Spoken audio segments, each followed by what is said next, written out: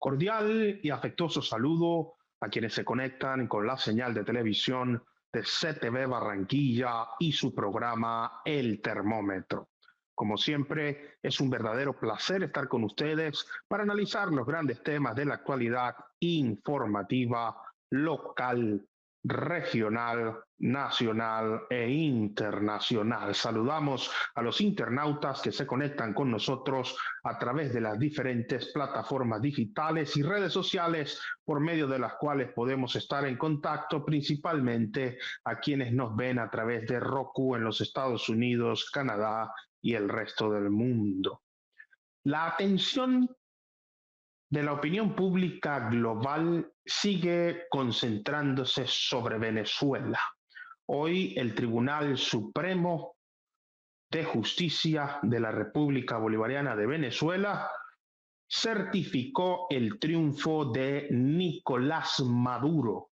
Según la presidenta de esta instancia judicial del Poder Judicial venezolano, la verificación de las actas expedidas por las máquinas después de un proceso en sus términos exhaustivo y verificable e irrestricto confirman el triunfo de Nicolás Maduro en sus términos. Pero la declaración no concluyó con esa certificación de la elección de Nicolás Maduro. Manifestó además que las actas publicadas por la oposición son falsas. ¿Hasta dónde esta verificación interna del Tribunal Supremo de Justicia en Venezuela tiene poder vinculante en territorio venezolano? ¿Dónde queda la exigencia de la comunidad internacional de más de 22 países que han reconocido, entre otros, el triunfo de Edmundo González como presidente electo de Venezuela? ¿Qué va a pasar ahora? El gobierno colombiano pidió verificación por parte del canciller Murillo y también el presidente Petro decía que debía hacerse una verificación o una auditoría y un reconteo de las elecciones, al igual que otro grupo de países que fueron más allá, solicitando incluso la celebración de nuevas elecciones. ¿Se blinda el gobierno de Nicolás Maduro con esta decisión? O como dicen en términos de la oposición, se atrinchera para desconocer lo que María Corina Machado y Edmundo González denominan la victoria de la voluntad popular, el triunfo de la oposición y del pueblo venezolano? ¿Quién es el pueblo venezolano? ¿Existen dos pueblos venezolanos o uno solo? Y digo esto porque la situación cada vez se torna más compleja, y es que no se ven canales de diálogo, posiciones radicales, posturas inamovibles y firmes, y parece que este periodo de incertidumbre, inestabilidad, estigmatización e indignación de ambos sectores se seguirá prolongando. La crisis social, política y económica que afecta a Venezuela desde hace más de 10 años de forma permanente no da tregua. Se espera otra estampida de venezolanos si esta situación se prolonga en el tiempo. Y ya más allá de los 8 millones que han tenido que salir de su tierra para buscar refugio, algunos perseguidos políticos, bienestar económico, la mayoría, y sobre todo oportunidades por fuera de su país, parece no tener finalización en el futuro cercano. Sin embargo, la oposición ha dicho que ellos seguirán reclamando en las calles y en los escenarios que sean posibles lo que denominan cobrar su victoria, y que irán, como su lema y eslogan titula, hasta el final. ¿Cómo entender lo que está pasando en Venezuela? Hoy tenemos un panel de expertos, analistas habituales en este programa que nos ayudarán a comprender la situación venezolana. Desde el lugar de los acontecimientos en Caracas, en Venezuela, está con nosotros el doctor Jesús Rangel Rachadel. Jesús Rangel Rachadel es abogado, especialista, profesor universitario, experto en materia electoral, una voz reconocida y destacada en el contexto político venezolano y entre otras dignidades, por supuesto, panelista habitual en este programa. Doctor Jesús Rangel Rachadel, bienvenido nuevamente al Termómetro. Muchísimas gracias por estar con nosotros en CTV Barranquilla y cuéntenos cuáles son los efectos de esta declaración del Tribunal Supremo de Venezuela hoy, no solamente certificando el triunfo de Maduro, sino diciendo que las actas publicadas por la oposición son falsas. Hola Julio César, muchas gracias por la invitación. Mira, lo primero que quiero decirte es que el 28 de julio nos comimos una torta dulce y el CNE dijo que estaba salada, pero la comimos y era dulce.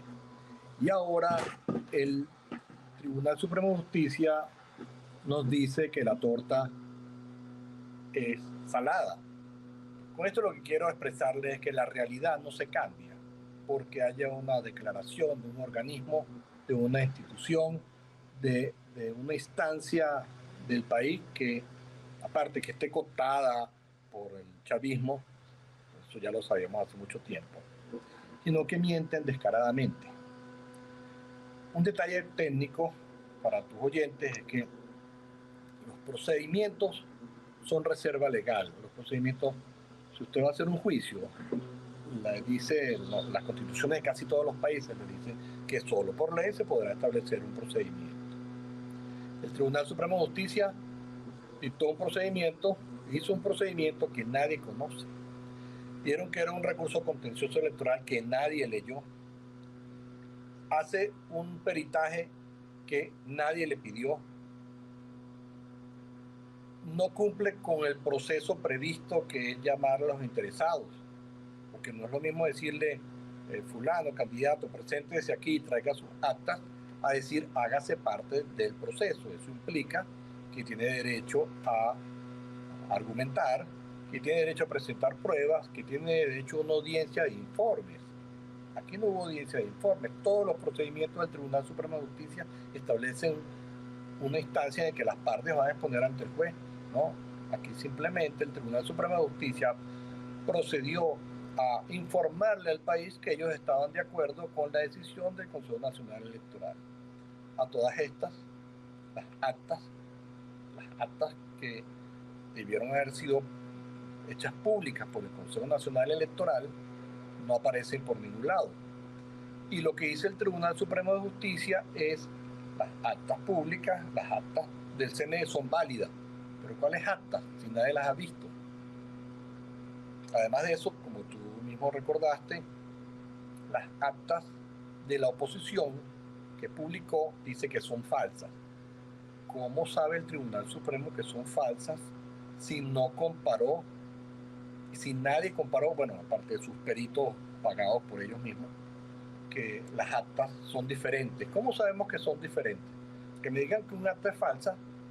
Sí, es posible que un acta sea falsa, pero me tiene que decir que el acta número tal, de la mesa tal, del colegio tal, del centro de votación tal, del municipio, estado de nuestro país, se emitió con esta característica. Y la que ustedes tienen, oposición, no es igual. ¿Cómo podemos comparar que un acta que tenga la oposición es verdadera o falsa si las actas que dice el gobierno a través del Consejo Nacional Electoral que tiene son las verdaderas? Entonces, hay unos problemas, vamos a decir, de lógica elemental. 2 más 2 son 4. Un acta demuestra que tiene una cantidad de votos. ¿Cuántos votos obtuvo Maduro? Nadie lo sabe, porque no sabemos cuántas actas obtuvo en cada mesa. Simplemente esto es una demostración más de lo que hemos estado viviendo durante tantos años, que es un desprecio por la verdad y un desprecio por la intelectualidad, que es la que conoce procedimientos y argumentos, eso, que la intelectualidad de nuestro país sabe que eso que están haciendo es una burla, un teatro. O sea, eso simplemente no es la verdad. Pero como lo dijo el Tribunal Supremo de Justicia, entonces sí es verdad.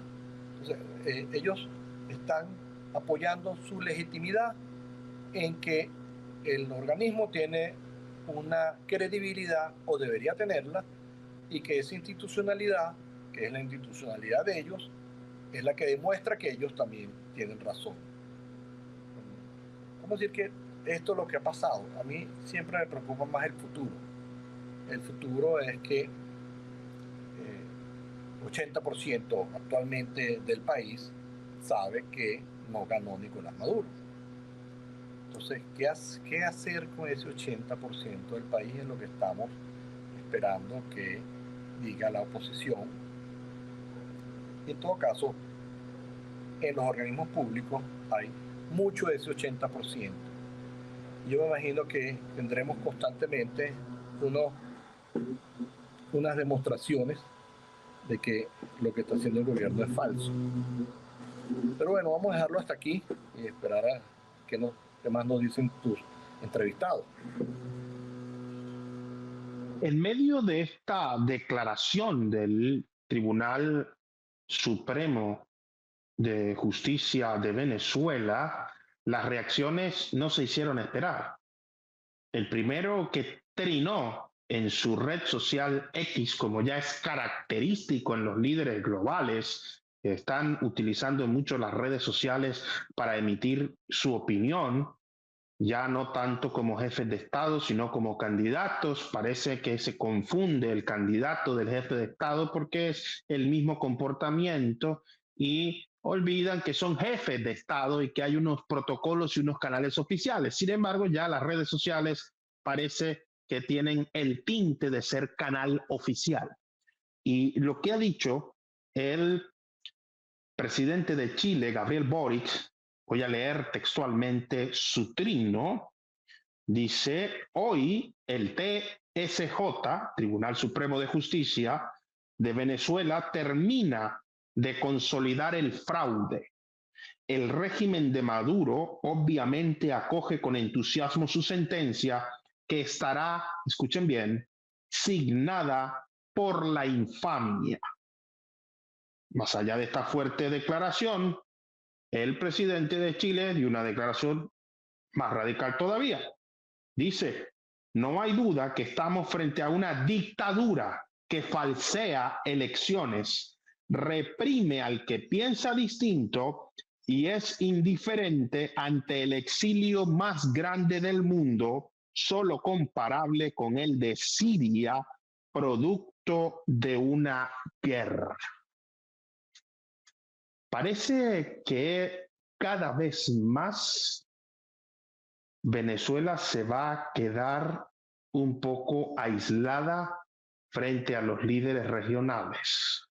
Estamos hablando de un líder de izquierda que hace rato tiene diferencias con Nicolás Maduro, pero que cada día más, aparte del rompimiento de sus relaciones, se sigue elevando el tono del rechazo, el descontento, y la ruptura parece no encontrar términos diplomáticos. Se incorpora a esta conversación desde Quito, en Ecuador, David Rico Coelho. David Rico Coelho es licenciado en publicidad, especialista, magíster en consultoría política, director de la firma de consultoría Fábrica Política, un destacado estratega electoral venezolano que además, entre otras dignidades, es también panelista frecuente en este programa.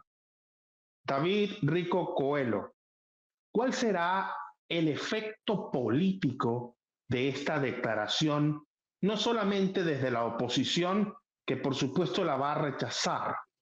¿Se autolegitima o autolegaliza el gobierno de Nicolás Maduro con esta sentencia del Tribunal Supremo de Justicia, que además dice que las actas publicadas por la oposición son falsas? Buenas tardes y muchas gracias por la invitación nuevamente a tu programa y un saludo a todas las personas que nos escuchan y al resto de los panelistas.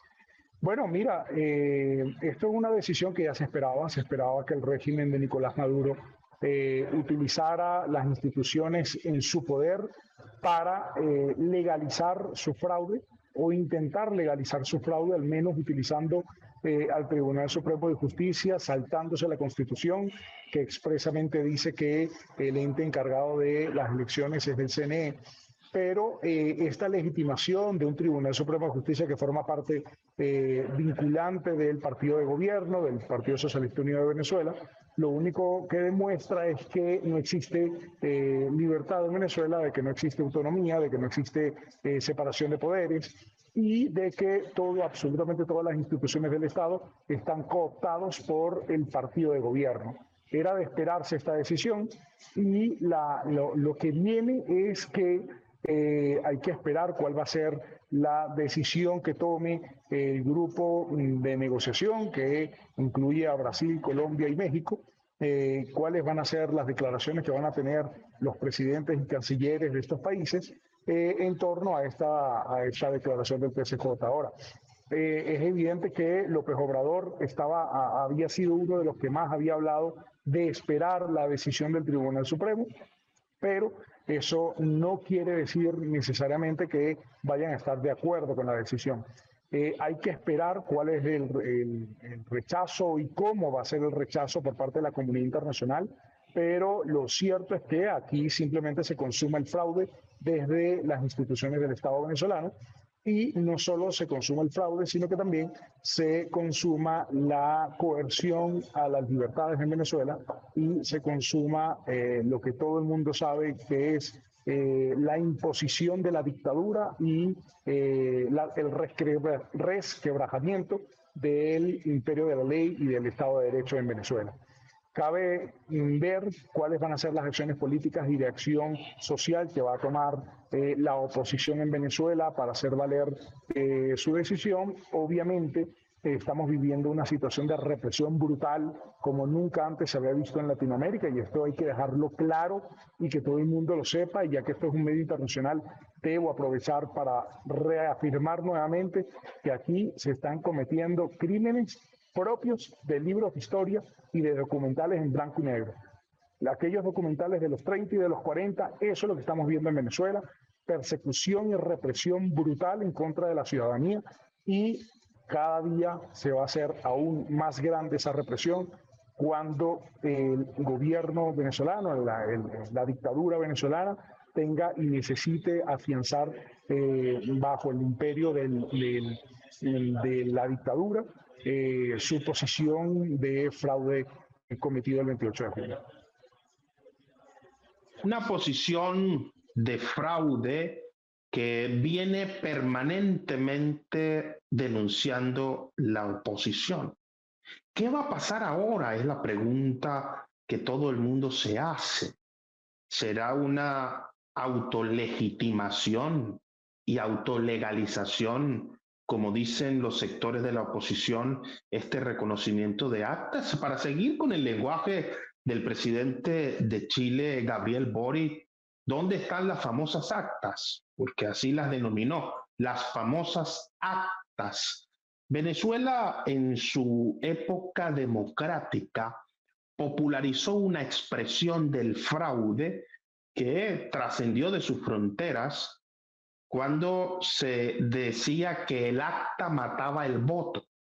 Y una de las banderas del presidente Hugo Chávez, cuando accede al poder y se da toda la reforma electoral que crea además el poder electoral, e ilustramos aquí a nuestros televidentes que en Venezuela no existen los tres poderes clásicos del poder público, sino que hay dos poderes más, es decir, según la Constitución existen 5 poderes: el tradicional poder ejecutivo, el legislativo y el judicial, al cual pertenece el Tribunal Supremo de Justicia, y además se crearon dos poderes, el denominado poder electoral y el denominado poder moral republicano. Ese poder electoral es liderado y exclusivamente es una potestad del Consejo Nacional Electoral, el CNE. El poder moral republicano está integrado por la Procuraduría, la Contraloría y los órganos de control. Ahora, ¿por qué hago esta aclaración?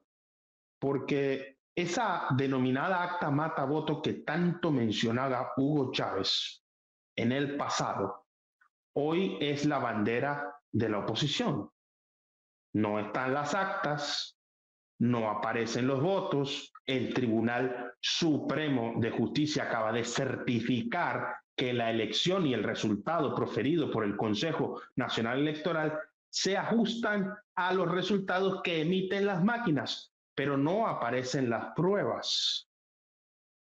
En medio de todo este complejo escenario que involucra factores políticos y jurídicos, hay una grave crisis económica y social que está a la vista del mundo, sin soluciones, sin respuestas y, por supuesto, ahora parece que con muy poca esperanza.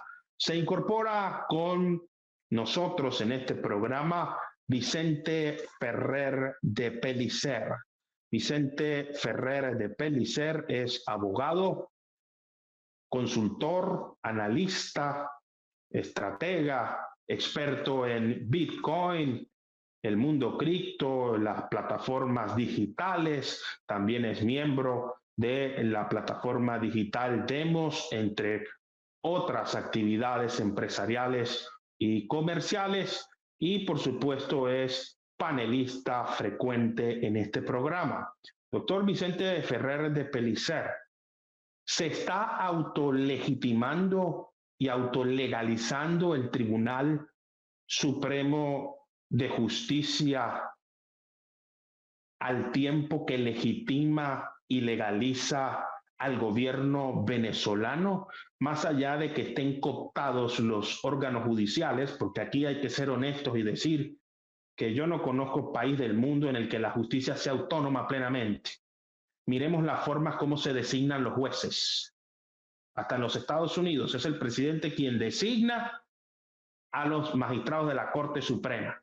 Ni hablar si saltamos a España y nos vamos por toda América Latina. Ese sistema de cooptación tiene mucha incidencia en la política y la carrera, el concurso de méritos y la autonomía está descartada. Pero más allá de que eso es un problema global, mundial, esta resolución o esta sentencia del Tribunal Supremo que valida la elección y ratifica el resultado del Consejo Nacional Electoral y que además señala de falsas las actas, ¿hará que Maduro se atornille y se atrinchera más en el poder?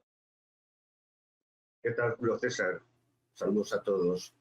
Vamos a ver, esto es mucho más trascendente que una simple legitimación. Obviamente esto ya no plantea ninguna legitimación. Es la anulación de todo principio de legalidad básico. Es decir, esto es una sentencia ya que certifica un totalitarismo, un poder único y una interpretación de la realidad única, aunque esa realidad traspase lo empíricamente imposible, lo absolutamente fantástico. Es decir, estamos en el Tribunal Supremo de Mao o estamos en el Tribunal Supremo de Alemania, en las leyes de Nuremberg, que certificaban, cosa que es absolutamente científico, que una serie de razas o etnias eran inferiores y por tanto con menos derechos que otras. Es decir, es creación de la realidad. La legitimidad ya ha muerto definitivamente. O sea, no hay legitimidad y ni hay principio legal de ningún tipo, absolutamente de ningún tipo. Este tribunal lo que ha hecho es certificar ya que estamos ante un sistema totalitario, que ha muerto todo principio legal Hablabas de la separación. Hombre, yo no compararía Julio César la separación, la elección judicial en Estados Unidos la propone el presidente, pero pasa por son dos poderes, el primero el ejecutivo y después el legislativo, que de origen, que elegido directamente de origen el legislativo, mide y evalúa a los representantes hasta tener ciertas mayorías. Es el cruce de dos poderes totalmente independientes y elegidos de origen directamente por el sujeto soberano. Entonces sí que hay separación de poderes. En Venezuela no existen poderes, existen funciones de un único poder. Pero es que aparte de eso ya ha destruido todo raciocinio, ¿no? Está a la altura de, más allá de una teocracia, hasta el Tribunal Supremo de Irán suele tener una racionalización dentro de sus principios. Es decir, como ha dicho el heroico diputado que nos visita de Venezuela, y me suscribo tanto a él como el otro día que estuvimos con otro compañero también, en Venezuela, es decir, lo que es el Tribunal Supremo, lo que ha hecho es, primero, las fuentes del derecho, como recordemos, son 4. La ley regular, la ordinaria, no han respetado su propia ley, no han seguido sus propios protocolos que firmaron ellos, se los han saltado todos. Es decir, ni siquiera se molestan en interpretar su ley, ni siquiera se molestan en decir, sí, hemos hecho esta parte y esta, aquí, aquí y aquí. Nada de eso, se la han saltado totalmente, han creado cosas inventadas sobre la marcha, es decir, por tanto, la ley nada. Obviamente, la jurisprudencia de la misma República Bolivariana se la han saltado toda, porque evidentemente no corresponde a nada de lo que ha habido, ni siquiera en el régimen mismo venezolano bolivariano de su propia constitución. Para colmo, además de la jurisprudencia, obviamente la consuetud ni la costumbre ni en broma, porque no existía nada parecido, y solo quedaban los principios generales del derecho. Los principios generales del derecho, como bien sabe Julio César, son las cosas prácticamente de sentido común que son principios aplicables. Es decir, la ley de la gravedad. No puede haber una prueba que viole la ley de la gravedad, por ejemplo, ¿no? Para que lo sepa la gente. Pues bueno, es decir, lo imposible no es aceptable. Entonces, tú no puedes hacer aceptable, decir que es verdad, algo que es notoriamente imposible. Y esa sentencia lo hace. Esa sentencia hace que unas actas fotografiadas con códigos QR que se pueden comprobar con personas que firmaron, es decir, ni siquiera las tratan de contraponer con otras, además de que son comprobables en sí mismas. Por supuesto, no hay ambigüedad, donde no hay ambigüedad no cabe interpretación, otro de los principios generales del derecho. Evidentemente es imposible. Donde no hay ambigüedad, porque es una cuestión técnica electoral de una serie, de una papeleta o un acta, tiene que ser así, así y así. No hay ambigüedad posible, no hay interpretación, y de hecho ni se molestan en hacerlo. Y por fin lo del derecho nace del hecho, y ni siquiera aportan hechos sobre qué derecho están haciendo, sobre qué hecho, si ni siquiera aportan el hecho que se supone que es la realidad frente a la no realidad que dicen que es los hechos comprobables empíricamente. No ha habido así nada en todo el continente americano. Lo afirmo, lo apuesto con quien quiera, ni en las dictaduras militares argentina o chilena, que al menos, bueno, se reinterpretaban lo interpretable, ¿no? Es decir, a raíz de X elementos de emergencia, o incluso en los tribunales supremos de Cuba, que interpretan la Constitución revolucionaria o interpretan la realidad. Es decir, lo de esta sentencia rompe todos los esquemas, al menos en el continente americano, repito, no vistos desde los tribunales supremos de sentencias con Mao Zedong, que cabía cualquier cosa inimaginable, probablemente por el norte también, y por supuesto las nazis. Por tanto, estamos en una situación que es injusto decir compleja, extraña, una Venezuela partida. No, eso no es cierto. Eso no es cierto y tenemos que decirlo categóricamente, porque y eso no es ponerse delante de parte de nadie. Es como ponerse delante de los que afirmen que la ley de la gravedad existe y que si te tiras de un balcón te metes un morrazo, no vas a flotar. Es decir, hay una realidad comprobada, empírica, que es que se ha violentado, y además con las pruebas, unas elecciones y que además el poder por fin utiliza sus elementos burocráticos para construir una realidad absolutamente increíble e imposible, pero la impone por la fuerza y demostrando, es un acto de poder sobre la realidad. Saben perfectamente, esperemos que no estén tan locos o tan descerebrados como para saber que esa sentencia o esa declaración del Tribunal Supremo es sencillamente ridícula. De hecho, la ONU en un primer momento balbuceó con una estupidez supina. Bueno, miraremos si están las partes de acuerdo, apoyaremos cualquier cosa. Luego lo miraron bien, rectificaron y hace apenas una hora o así pues salió diciendo no, esa sentencia es absolutamente infumable, es inaceptable, no tiene ningún sentido. Afortunadamente alguien de la ONU se molestó en leer, ¿no? Y ver las cosas. Así que la situación es que un grupo totalitario, y que en realidad son delincuentes, pero bueno, eso es otro tema, pero un grupo totalitario tiene secuestrado un país con la abrumadora mayoría social en contra, probadamente. Entonces estamos ante una imposición, estamos ante una situación de una dictadura total secuestrando a todo un país. ¿Qué hace? Ante eso, ¿qué hacemos? En 2024 resulta que no tenemos criterios claros para afrontar eso. Creíamos que sí después de guerras mundiales, banderas de la ONU haciendo campañas en Corea o en la Primera Guerra del Golfo, y después de X cosas, leyes internacionales, y resulta que parece ser que en este momento no hay criterios de valor como para afrontar ese hecho. Pero la realidad es que estamos ante ese hecho. Sí, no es África, lo siento. No es un rincón del sudeste asiático perdido. Es América. Y en América un grupo de poder está secuestrando a un país entero. ¿Qué hace la comunidad internacional? Pues bueno, lo estamos viendo. Y desgraciadamente la represión y la eliminación de la oposición sigue adelante. En medio de toda esta situación, ya en Colombia empiezan a sentirse los efectos de esta decisión del Tribunal Supremo de Justicia de Venezuela. El gobernador de La Guajira, el día de hoy, ha emitido una solicitud al presidente de la República, Gustavo Petro, para que declare la emergencia migratoria. Voy a leer en sus términos cómo el gobernador de La Guajira, Jairo Aguilar, anunció la intención de pedirle al presidente Gustavo Petro que declare la emergencia. Dice el gobernador Aguilar: este tema va a agudizarse.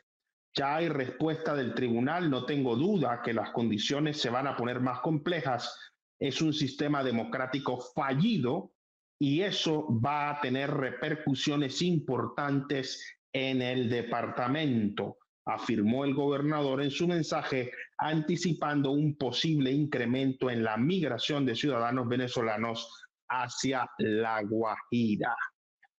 Hay varios elementos porque es que la frontera colombo-venezolana es muy extensa.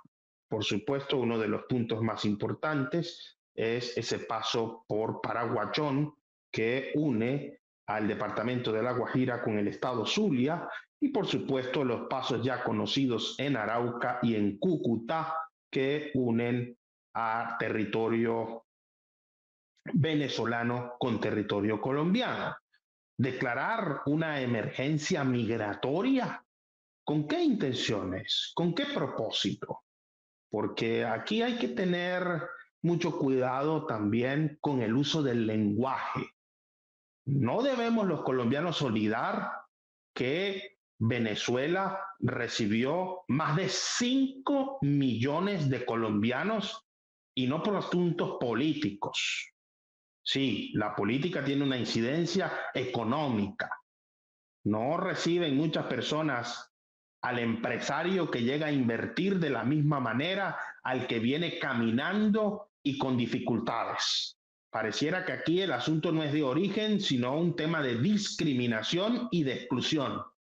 Al empresario no le declaran emergencia económica, sino que están viendo a ver cómo le reciben las divisas y los recursos que traigan para invertir.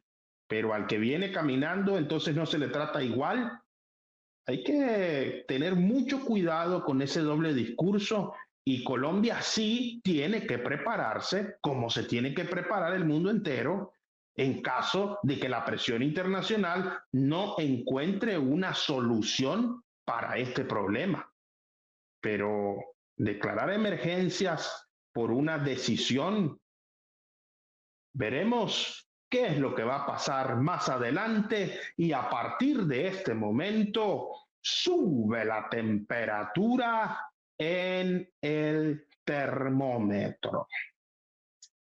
La situación venezolana ya ha escalado a los organismos multilaterales, no solamente a la Organización de Estados Americanos, sino también ya a la Unión Europea y a la ONU. ¿Qué viene ahora para Venezuela? Quiero hacerle esta pregunta a nuestros panelistas y que analicemos cómo encontrar soluciones, ir más allá de la observación y del análisis que, como siempre, de forma brillante, nuestros expertos hoy, desde su punto de vista, cada uno nos ilustra sobre lo que está pasando en Venezuela. La pregunta ahora es, doctor Jesús Rangel Rachadel, ¿qué viene para Venezuela? ¿Qué debería hacer no solo la oposición y la ciudadanía, sino también la comunidad internacional para encontrar soluciones, camino del diálogo, enfrentamiento, más y más calle, marcha hasta el final? Bueno, Julio César, esa pregunta es muy difícil, pero no porque uno no quiere imaginarse escenarios, sino porque los escenarios cambian constantemente. Por ejemplo, el sábado pasado hubo una concentración en Caracas a la cual asistí y te puedo decir que había menos gente que la anterior que hubo en una zona que se llama Las Mercedes. Y eso lo entendimos que era consecuencia de la represión del gobierno. Los ciudadanos no quieren ser perseguidos, correteados, atacados con bombas lacrimógenas. Los que estén dispuestos a eso son muy pocos, ¿no? Que los hay. Ahora, pelear contra el gobierno, pelear físicamente, pensar en actos violentos contra el gobierno, que María Corina nunca los ha llamado a realizar, es muy difícil. Es más, ese es el escenario que le gustaría al gobierno para justificar que ellos tienen muertos, que ellos son los reprimidos, que ellos están atacando, que ellos deben defenderse y que las fuerzas que ellos acompañan, los distintos grupos, pues tiendan a unirse, a compenetrarse, a amalgamarse porque están siendo atacados. Fíjate que en este caso el gobierno no ha tenido más remedio que acudir a una situación extrema, como que es que el Tribunal Supremo de Justicia diga que ellos sí ganaron, aunque no tengan pruebas, aunque no tengan nada. Vamos a decir que la legitimidad la otorga es el Tribunal Supremo de Justicia, no lo otorgan los votos. Es lo que diga el tribunal, es lo que vale. Lo cual, como ya hemos dicho, eso va contra la lógica. Entonces, ¿qué podemos esperar de la oposición? Yo creo que va a haber más presión. No estoy seguro que todo sea calle, pero si el lunes 29 de julio salieron los barrios sin haber sido convocados, salió la gente a la calle como a expresarse, no me extrañaría que algo de eso pueda haber. Fíjate que la otra estrategia de la oposición ha sido llamar a concentraciones y no a marchas, porque la marcha del punto A al punto B resulta que el gobierno te la intercepta a algún sitio, no puedes pasar y te quedas con el deseo de haber llegado y que no pudiste porque un grupo de militares te lo impidió. Entonces, siento que va a haber presión, pero el gobierno también se está buscando una presión interna, que es que yo tengo la tesis que el poder se deshace. Y se deshace significa es cuando la gente ya no le hace caso. Entonces, hasta ahora ellos habían podido validar algo de legitimidad a través del Tribunal Supremo de Justicia, por ejemplo, cuando anuló las elecciones del estado Barinas. Resulta que fue el Tribunal Supremo y se repitieron. O cuando le quitó la mayoría a la Asamblea Nacional y la consideró en desacato para que no pudiera hacer mayores actos. Pero en todas esas circunstancias estábamos hablando de cargos de representación popular, pero cargos menores. No estamos hablando del presidente. No estamos hablando que esta elección generó una gran esperanza en el pueblo de cambio. Entonces esa esperanza que generó no desaparece. Esa esperanza de cambio está ahí. Por eso es que yo tengo la idea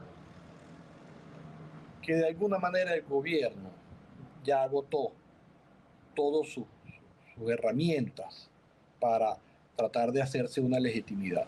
Y que en adelante, aunque agradecemos el apoyo internacional, no es solo el apoyo internacional lo que va a dar al traste con este gobierno, sino la voluntad de los venezolanos de un cambio, porque sabemos que con esta gente no va a haber cambio. Y ese cambio se va a generar internamente. Yo estoy convencido que en algún momento a los funcionarios públicos que estén obstinados de este gobierno, porque lo que están recibiendo son migajas, van a entregar más y más información con respecto a lo que está pasando, con todas sus irregularidades, que sabemos que hay muchos robos, que es una rapacería generalizada, pero ese poder se va a ir deshaciendo poco a poco. Solamente les recuerdo que a Carlos Andrés Pérez le hicieron un proceso por un acto que era de una partida secreta que nadie se hubiera enterado, y resulta que un funcionario de la Contraloría General de la República fue el que entregó la información para que un partido político lo atacara y se hiciera ese procedimiento en su contra. Bueno, igual, todas las trapacerías que está haciendo este gobierno las van a dejar en evidencia. Ahora, la gran pregunta es, ¿cuánto tiempo? ¿Esto va a ser un mes, 2 meses? ¿Llegaremos hasta el 10 de enero? ¿Lo superaremos?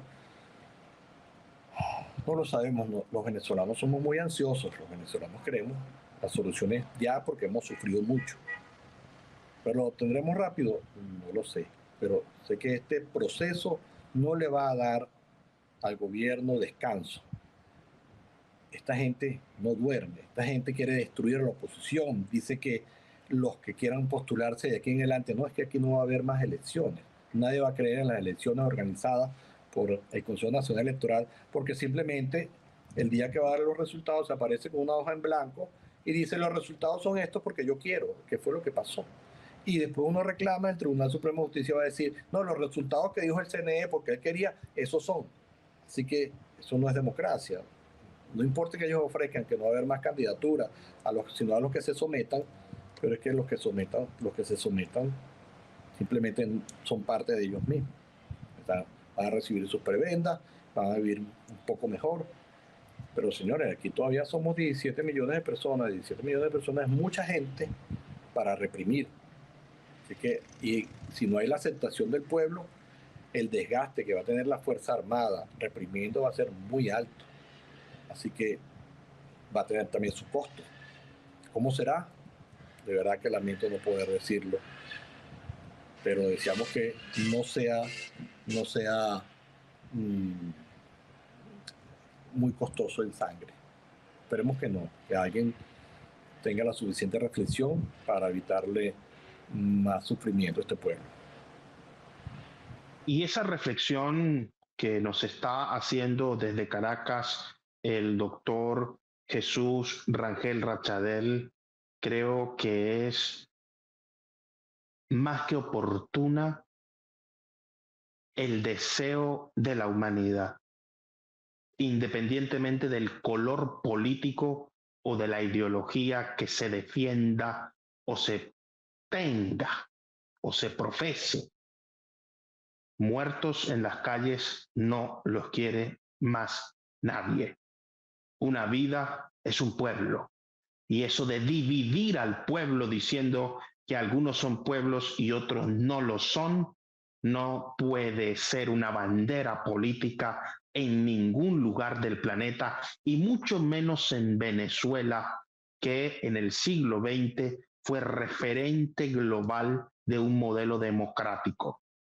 Como toda democracia, con dificultades, con problemas, pero Venezuela, a diferencia de muchas naciones en nuestro contexto y a nivel mundial, tenía una democracia. En este sentido, voy a leer lo que acaba de decir el presidente electo, reconocido por los Estados Unidos, Perú y otras naciones, Edmundo González. Edmundo González dice: señores del Tribunal Supremo de Justicia, ninguna sentencia sustituirá la soberanía popular. El país y el mundo conocen su parcialidad y por ende su incapacidad de resolver el conflicto. Su decisión solo agravará la crisis, dice Edmundo González, que también está utilizando, por supuesto, la cuenta de X. No hay un comunicado, no hay una declaración, parece que ese tipo de formas ya pasó a la historia. Y ojo con esto, porque no es que estemos recordando épocas pasadas ni nos olvidemos de las nuevas formas de comunicar. Pero cuando se es jefe de Estado, el Twitter y el X no es un canal oficial. El X, el TikTok, etcétera. Y esto no lo digo por Edmundo González, lo decimos por Boris, y lo decimos por Maduro, y lo decimos por Petro, lo decimos por Milei, lo decimos por Bukele. Las formas importan tanto como el fondo, independientemente de que estos medios de comunicación que todos utilizamos sean un canal expedito para emitir una declaración los ciudadanos. Pero cuando se es jefe de Estado, jefe de gobierno, o en el caso de Edmundo González, que ya ha sido reconocido por otros países, seguir con esa ola debería tener un poco más de cuidado y observación. Si vemos que además el presidente, el otro presidente, porque hoy en Venezuela hay dos presidentes, se la pasa peleando hasta con el WhatsApp, con el Twitter y con cuanto astronauta pueda existir. Ustedes saben a lo que me estoy refiriendo. El líder opositor también siguió manifestando que esa declaración del TSJ, del Tribunal Supremo de Justicia de Venezuela, es en sus términos ineficaz y nula. David Rico Coelho, desde el punto de vista de la estrategia, ¿qué viene ahora? Más calle, más presión, no hay posibilidad alguna para diálogo. ¿Cómo resolver este problema? Porque lo que uno examina en todos los medios y en todas las opiniones políticas es tomar bandos y posturas. Pero ¿cuál es la solución? ¿Cómo pudiéramos resolver este problema que está pasando y afectando al mundo y que nos duele tanto, sobre todo a la humanidad, por la importante que es el gentilicio venezolano en nuestro contexto? Bueno, a mí me encantaría poder tener respuesta a esa pregunta. Yo, lamentablemente, los consultores podemos tener una visión de qué puede ocurrir, pero es difícil predecir cómo se puede solucionar, perdón, es que tengo un problema con la cámara, cómo se puede solucionar una situación tan grave como la que está viviendo Venezuela. Si yo lo supiera, la verdad que lo sabría el resto del mundo también, porque, digamos, es una situación muy, muy compleja. No te puedo decir cómo se puede resolver. Lo que te puedo decir es algunas de las cosas que pueden ocurrir en el futuro próximo. Por ejemplo, es seguro que, como decía nuestro diputado, que va a ocurrir de nuevo que salga la gente a la calle, a pesar de la represión y a pesar de la situación tan grave que existe de persecución a la disidencia en Venezuela. Es obvio y es claro que a pesar de que se está utilizando todas las instancias de poder, que se están utilizando los grupos represivos y que se está utilizando también los grupos parapoliciales y paramilitares, es lógico que la gente salga a manifestar su descontento. Pero si no ocurre, tiene que haber una presión internacional, una presión que provenga de todos los países del continente para seguir buscando los medios de llegar a una negociación y un consenso que permitan la salida del gobierno actual y que busquen una transición a la democracia. No va a ser fácil, no se puede decir que va a ser fácil, al contrario, es una situación muy difícil, muy compleja, que requerirá de muchos meses incluso y que requerirá también de la actuación de todos los actores involucrados, tanto la comunidad internacional como la oposición, el gobierno y la sociedad venezolana.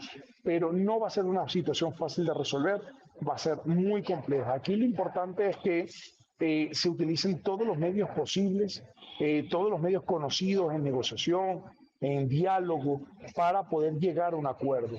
Ahora, quiero recalcar algo. Nosotros estamos viviendo las horas más oscuras de la historia venezolana, o por lo menos de la historia reciente, de la historia moderna de Venezuela y de Latinoamérica.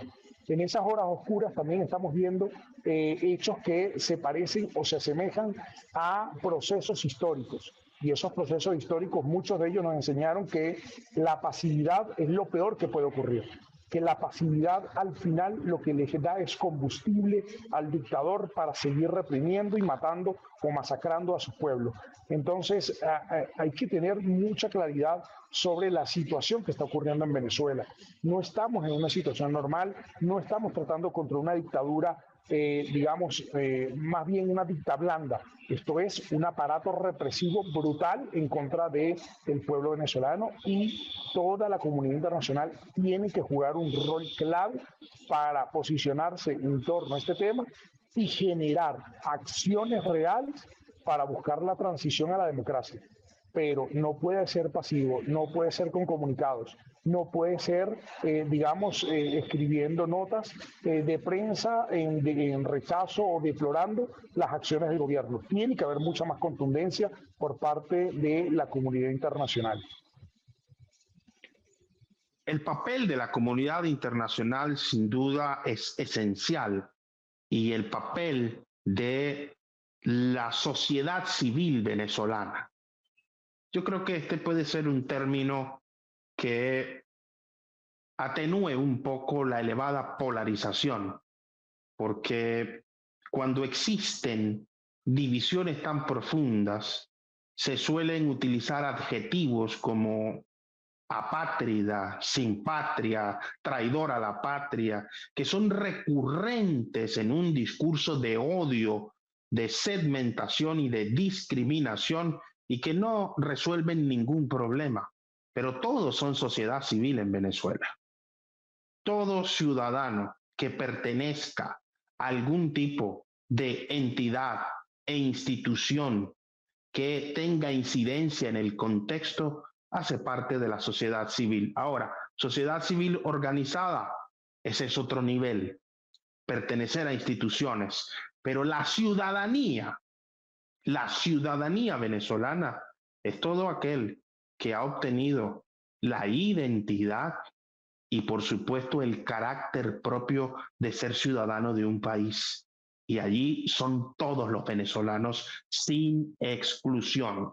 Doctor Vicente Ferrer de Pellicer, ¿cómo resolver este asunto? Porque lo que uno observa en los líderes globales, en los analistas y en los medios de comunicación es señalarse unos a otros con bastantes pasiones y radicalismo, pero la solución que espera la gente, ¿dónde está? El presidente de Colombia propuso el Frente Nacional, el presidente de Brasil propuso que se hicieran nuevas elecciones, los rechazaron de ambos sectores y pareciera que soluciones no hay a la vista. Los demás presidentes colombianos, Pastrana, Duque y los demás, lo que viven es señalando dictadura, pero ¿dónde están las propuestas, dónde están las soluciones, dónde están los caminos, dónde están las estrategias. ¿Cómo se podría resolver este problema en Venezuela, doctor Vicente Ferrer de Pellicer? Ha transcurrido el tiempo y le pido, si es posible, brevedad en el comentario. Sí, vamos a ver, lo primero es aceptar la realidad, dejar de ser infantiles y aceptar la adultez. La realidad es que hay una tiranía declarada, porque ahí puede haber desde la ciencia política, más democracia, más dictadura, pero hay dictaduras o sistemas, ya los hemos comprobado, con apoyo abrumador de la población y que, bueno, por unos temas de que nosotros los podemos llamar de una forma u otra. No, estamos en una situación de tiranía, estamos hablando de una situación empírica de un grupo muy minoritario de personas que está tiranizando y sometiendo bajo todo el rompimiento de lo que son los derechos humanos, declarados y comprometidos todos. Que haya estas opciones que has dicho de otros países es por conveniencia propia, es obvio que no responden a la realidad. Entonces, ¿qué realidad es? Pues el pragmatismo es, si hace falta, tragarse la justicia y darle opción para que salgan los tiranos, pero no hay otra. O sea, no hay otra solución. Si hace falta, se compra a los tiranos, pero los tiranos tienen que irse. No se puede tolerar ni desde fuera, ni mucho menos desde dentro, que creo que han tomado la opción oportuna a la sociedad, que es la desobediencia civil. Y que conste, y que lo digo muy claro, tienen todo el derecho a la rebelión armada, todo el derecho legítimo a la rebelión armada. Y ojalá los militares empiecen a enfrentarse, al menos a declarar que hay que respetar las cosas. Pero aún así, la desobediencia civil es el único camino cívico de la sociedad hasta que caiga el tirano o sea una esclavitud en pleno siglo XXI. No hay otra. Ahí es la negociación de qué precio hay que pagar para que se salven y si no se acepta, cómo hay que ayudar para que los derroquen a la fuerza. No hay otra solución. Eso sí, si están para salir, yo, como seguro que muchos firmarían que aunque jamás se sometiese, como pasó con Idi Amin, por ejemplo, en Uganda, acabara todo trapo en Arabia con todos los lujos, pues bueno, acabó allí, pero al menos duró 7 años su monstruoso reinado, ¿no? Es decir, pues si hace falta, se traga uno en la justicia individual, ¿no? La justicia civil, pero hay que sacar a los tiranos. Eso es la realidad que hay que afrontar en el país. Todo lo que sea contra esto es aceptar la ignominia y aceptar que todavía estamos capaces de aceptar en pleno siglo XXI una tiranía de estas características. El asunto entonces requiere bastante reingeniería política. Agradecemos hoy a nuestros invitados por su tiempo en este espacio y por sus amplísimas recomendaciones. Muchísimas gracias, doctor Jesús Rangel Rachadel, doctor Vicente Ferrer de Pellicer y al doctor David Rico, que por compromisos profesionales se tuvo que despedir. Lo hemos visto. La situación social, política y económica en Venezuela se incrementa. Señalamientos de falsedad, de fraude en ambos bandos. ¿Dónde están las soluciones? Soluciones que ameritan, en principio, una presión internacional que vaya mucho más allá de comunicados en Twitter, de actuaciones en medios de comunicación y que obligue a las partes a tomar la iniciativa del diálogo y la construcción de consensos. Principalmente al detentador del poder. Y por supuesto, la oposición que reclama y exige un triunfo electoral tendrá en algún momento que sentarse a negociar una transición. Transición para acceder al poder o transición para que haya un cambio en el sistema político venezolano. Lo importante de esas soluciones es que la sociedad civil tome la iniciativa de exigir respuestas y no quedarse tranquilos. Las vías que van más allá del diálogo solo son opciones violentas que inevitablemente derramarían sangre y sumarían pérdidas irreparables para la sociedad venezolana. Venezuela es un país que ha superado crisis peores, distintas, diferentes, con matices un poco más fuertes, desde la declaración de independencia en el siglo XIX hasta las primeras dictaduras del siglo XX, y Venezuela salió adelante. El pueblo venezolano superará sus dificultades más temprano que tarde, y deseamos desde aquí que esas soluciones reales y efectivas demuestren el talante, el talento y la capacidad de su gentilicio. No olvidemos nunca esto.